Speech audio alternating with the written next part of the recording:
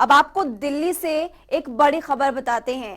Congress party से इस्तीफा दे चुके गुलाम नबी आजाद से शनिवार को वरिष्ठ नेता आनंद शर्मा की मुलाकात ने हिमाचल में सियासी पारा चढ़ा दिया है। शिमला में पार्टी छोड़ने से इनकार कर दिल्ली पहुंचते गुलाम नबी आजाद के घर पहुंचे आनंद शर्मा ने प्रदेश के कांग्रेस नेताओं की परेशानियों को बढ़ा दिया। रविवार को कांग्रेस वर्किंग कमेटी की बैठक से पहले हुई इस मुलाकात के कई सियासी मायने भी लगातार निकाले जा रहे हैं। आनंद शर्मा की बीजेपी में जाने की अटकलें भी काफी ज्यादा तेज है। 24 और 25 अगस्त को शिमला दौरे पर दरअसल आनंद शर्मा आए थे। G23 को लेकर खुलकर बातें उनकी तरफ से कही गई। उन्होंने कहा कि G23 कांग्रेस के दिल में बैठा है। पार्टी की भलाई के लिए G23 के नेताओं ने समय समय पर अपना पक्ष रखा। गुलाम नबी आजाद G23 के प्रमुख नेता रहे हैं। शुक्रवार को गुलाम नबी आजाद ने कांग्रेस की प्राथमिक सदस्यता छोड़ी। शुक्रवार को ही आनंद शर्मा शिमला से वापस दिल्ली लौटे और शनिवार को आनंद शर्मा ने गुलाम नबी आजाद के घर पर उनसे मुलाकात की है।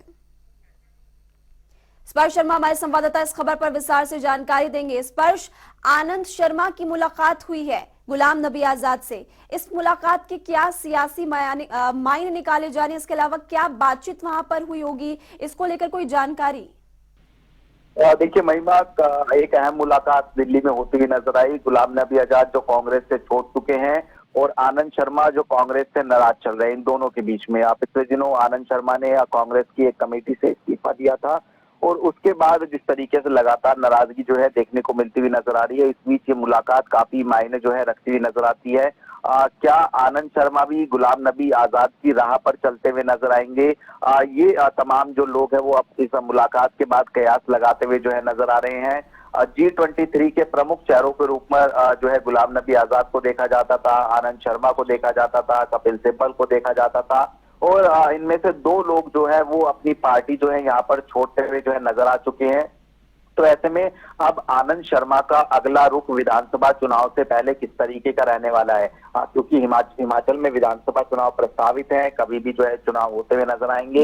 उससे पहले इस तरीके से बड़े नेताओं की नाराजगी कांग्रेस को किस तरीके से जो है बैकफुट पर लेती हुई नजर आ सकती है, ये काफी अहम रहेगा। लेकिन फिलहाल ये मुलाकात हुई और इस मुलाकात के कई सारे सियासी मायने जो है निकलकर सामने आते हुए नजर आ रहे हैं। ठीक है, इस खबर पर आप नजर बनाकर रखिएगा। शुक्रिया तमाम जानकारी के लिए। स्पर्श शर्मा हमारे संवाददाता फिलहाल हमारे साथ जुड़े हुए थे और इस खबर को लेकर उनकी तरफ से विस्तार से जानकारी दी गई। इस वक्त हमारे साथ फोन लाइन पर करण नंदा प्रवक्ता बीजेपी और कौशल मुंगटा प्रवक्ता कांग्रेस पार्टी से जुड़े हुए हैं। आप दोनों का जनता टीवी पर बहुत बहुत स्वागत। सबसे पहले मैं एक छोटा सा सवाल कौशल मुंगटा जी आपसे ये पूछना चाहूंगी, क्या हिमाचल कांग्रेस में ऑल इज वेल है? जी, हिमाचल कांग्रेस में सब कुछ ऑल इज वेल है। अगर कहीं वेल नहीं है तो भाजपा में नहीं है। आप देखेंगे इनके पूर्व अध्यक्ष हम भाजपा की बात बाद में करेंगे, लेकिन आप सबसे पहले ये बताइए कि आनंद शर्मा शिमला पहुंचे थे, उनकी तरफ से कहा गया कि मैं कांग्रेसी हूं, कांग्रेसी रहूंगा, मैं नहीं जाऊंगा बीजेपी में। लेकिन अब देखिए आपकी दिल्ली वापस लौटे और गुलाम नबी आजाद से मुलाकात और कई मायने इसके निकाले जा रहे हैं। देखिए ऐसा है, वो उनसे मुलाकात का इतना बड़ा मायना नहीं निकाला जाना चाहिए। आनंद शर्मा जी ने शिमला आकर के क्लियर किया है, आप लोग सभी पत्रकार वहां मौजूद, सबकी मौजूदगी में कहा है कि मैं इस सांझ में पूरी जिंदगी मैंने कांग्रेस को दी है, कांग्रेस ने उन्हें पूरी जो सम्मान पूरे इतने वर्षों से दिया है, तो वो ऐसा नहीं करेंगे। मैंने स्वयं ये बात कही है, इस पर राजनीति नहीं होनी चाहिए। अगर गुलाम नबी आजाद से मिले, वो उनके मित्र है, पुराने मित्र है और अपना एक पर्सनल दायरा होता है व्यक्ति का, तो उसमें इस प्रकार की राजनीति मुझे नहीं लगता कि सही होगी। ये बिल्कुल भी जो है इसमें जो है चर्चा का मुद्दा मुझे नहीं लगता कि होना चाहिए। अटकलें ये भी है कि वो छोड़ सकते हैं कांग्रेस पार्टी, हालांकि उनकी तरफ से कहा गया कि मैं नहीं छोड़ूंगा, लेकिन अंदर ही अंदर कुछ ऐसी चर्चा है कि वो अभी भी नाराज है।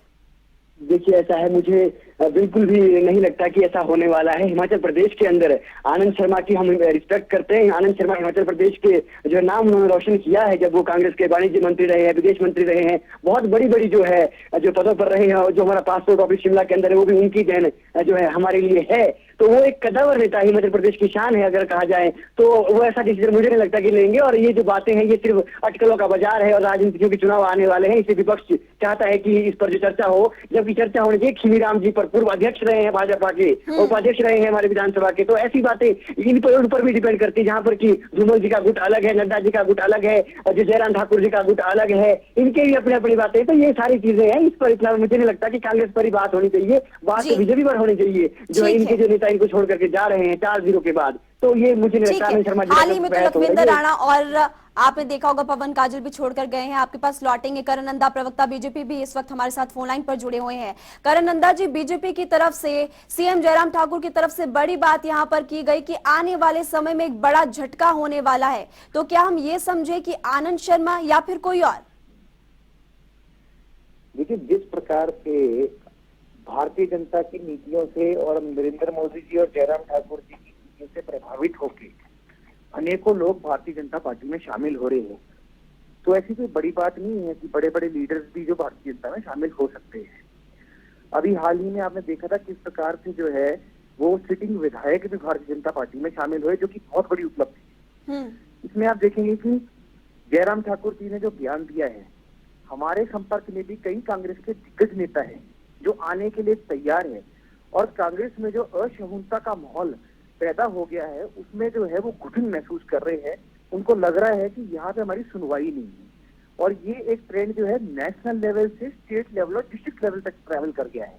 उसमें जो है पूरी भारतीय जनता पार्टी में सारे जितने भी नेशनल से लेके स्टेट वो सब संपर्क में आ रहे हैं, और कोई बड़ी बात नहीं है कि एकदम जो है वो इनका जो है पूरा का पूरा कुनबा जो है भारतीय जनता पार्टी में विलीन हो सकता है।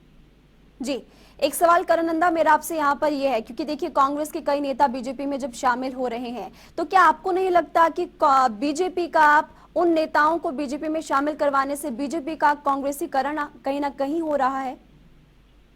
देखिए, भारतीय जनता पार्टी का एक चीज स्पष्ट है कि एक तो ये परिवार है, और परिवार में बढ़ना ही है, ये निश्चित है। और अगर परिवार बढ़ता है तो उससे भारतीय जनता पार्टी को बल मिलता है। और कार्यकर्ता जो है, एक संगठन सरकार दो अलग चीजें होती है, एक नॉमिनेटेड पॉलिटिक्स होती है और एक इलेक्टेड पॉलिटिक्स होती है। इसमें नॉमिनेटेड और इलेक्टेड का जब मेल होता है उसमें भारतीय जनता पार्टी का नया रूप आता है सामने। तो इसमें यह है कि जहां भी इस प्रकार की कोई चीज हो रही है, और मैं आपको बता रहा हूं कि भारतीय जनता पार्टी में वही व्यक्ति टिक सकता है जो निष्ठापूर्वक काम करता है और नीतियों के साथ प्रभावित है। अगर वो प्रभावित है, आप देखेंगे हमारे प्रदेश अध्यक्ष जी ने बोला है कि प्रकाश राणा ने जब हमारी पार्टी को ज्वाइन किया तो एक कार्यकर्ता के रोल मॉडल में वो काम कर रहे हैं। तो कार्यकर्ता शब्द प्रकाश राणा जी के साथ भी लगा है। तो ऐसा नहीं है, सारे लीडर्स को पता है।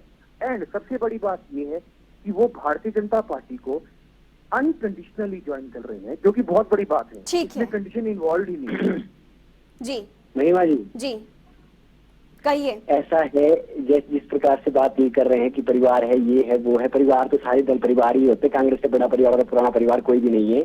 सही बात है इनके जो है नेताओं के बीजेपी में, मैं आपको रिकॉर्ड बता रहा हूँ, कांग्रेस में ज्यादा लोग शामिल हुए हैं भाजपा के, है ना। इनका पूर्व अध्यक्ष बहुत बड़ी बात होती है। आनंद शर्मा जी नहीं रहे, आनंद शर्मा जी नहीं रहे हमारे अध्यक्ष मध्य प्रदेश के। आनंद शर्मा जी ने नहीं करी मध्य प्रदेश के अंदर इतनी राजनीति। खीमीराम जी तो आपके पूर्व अध्यक्ष थे भाजपा के, खीमीराम जी तो पूर्व उपाध्यक्ष थे विधानसभा के। और सुनिए जो काजल जी गए बीजेपी के थे, वो लखविंदर राणा जी बीजेपी के ही थे वो। और सुनो, वापिस आने वाले हैं, वापस आने वाले दोनों, उनको अकल आ गई है। अभी अगर उनको अकल नहीं आई होगी तो दो चार दिनों में आ जाएगी। नंदा जी आप वापस आएंगे, वो आप देखते रहो, उनको पता लग गया है। आप उतना ही बोलिए जितना आपको लगता है ठीक है, और अपनी भाषा पे निरंतर रखिए छोटे भाई।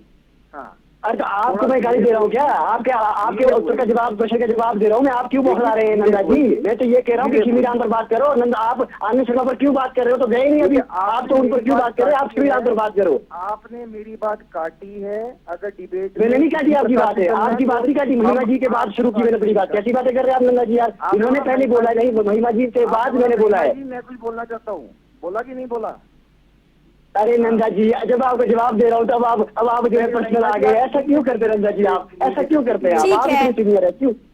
कौशल गुप्ता जी, आखिरी सवाल मेरा आपसे ये है। महिमा जी मैंने इनकी बात काटी थी क्या? मेरा आपसे आखिरी सवाल यहाँ पर ये है, देखिए क्योंकि यहाँ पर सियासी बयानबाजी काफी ज्यादा तेज हो चुकी है, क्योंकि आनंद शर्मा को लेकर बातचीत थी और आनंद शर्मा को लेकर ही आपसे सवाल यहाँ पर पूछा गया था। आप कृपया करके किसी और मुद्दे पर ना जाए। आप दोनों का बहुत बहुत शुक्रिया इस खबर पर चर्चा करने के लिए। तो फिलहाल आपको बता दें कि आनंद शर्मा ने फिलहाल गुलाम नबी आजाद से मुलाकात की है और इन दोनों की मुलाकात से हिमाचल प्रदेश के राजनीतिक गलियारों में चर्चाएं काफी ज्यादा तेज हो चुकी है। हालांकि आनंद शर्मा की तरफ से कहा गया कि वो बीजेपी में नहीं जाएंगे या फिर कांग्रेस पार्टी को नहीं छोड़ेंगे। अब देखने वाली बात यह होगी कि आने वाले समय में क्या होता है।